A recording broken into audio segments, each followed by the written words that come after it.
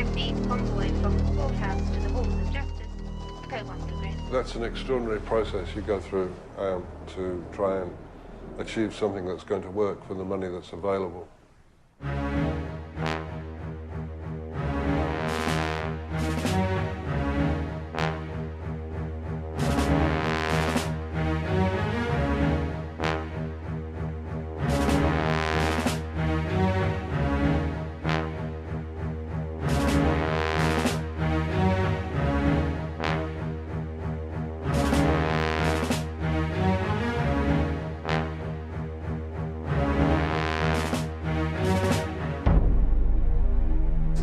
Max! I think Mel had a leather suit, being the man. The rest of us had vinyl suits. No, it was plastic. I wasn't special. I think one of the biker guys had the real leather on because they, you know, if they fell off or something, you know, they needed that protection. But no, I was in vinyl, nice plastic in the probably one of the hottest summers in Melbourne.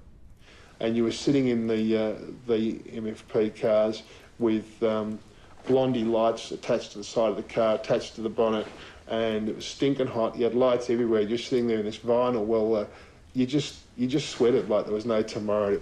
You had to wring your boxers out at the end of a day there. It was the most uncomfortable thing driving around. I've never worn a vinyl suit driving a car since.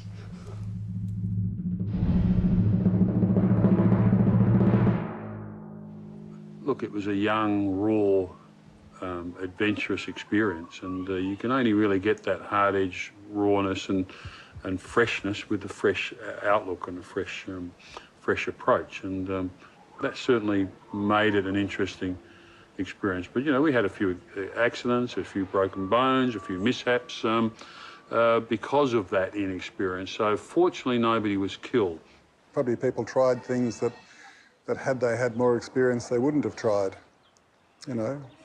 I don't think you'd strap David Egby on the front of a vehicle these days with a camera and just let it rip, would you, really? But it looks great. There is an area that David was a hero, and that was he was able to jump on the back of a Kawasaki with a camera and be an operator who could get you, you know, the real scary shot.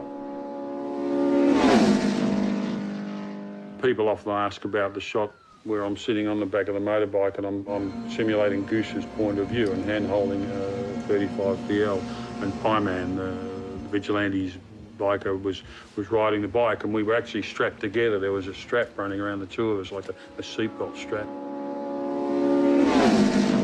Very flat, sort of smooth road with nice sweeping curves and no traffic. And we did it 100 kilometres, 120, 140, and built up to 180 kilometres an hour. And at that speed, it felt relatively safe and smooth. You don't realise till after what you've just done, and then the exhilaration or the fright comes into it. This film was made in a different era. The things that were done then, they just couldn't be done today. There's a whole new mindset about filmmaking and risk aversion and, you know, health and occupational safety. And so that very much was a one-off. People were enthusiastic. We were riding around on trucks without any protection and no safety and, you know, all that sort of thing, which you just couldn't do now, wouldn't do now. The union called a few of us in when this thing was to get up and running, and called us in and said, right, we've heard there's going to be some pretty hairy stunts on this thing. We don't want any members involved. We don't want anyone hurt. And my answer to that was, well, you won't have a worry with me. I'm a wimp. So that was it. I think it was the first day, light was starting to fail and we had to shoot a tanker roaring down the road, and they wanted a battery light on the driver. There was nowhere for me to stand. Someone tied a rope loop, which I put my foot in, had one arm over the bull bar and the light and the other roaring down the road at 120 k's, saying to myself, what am I doing here? What have I done?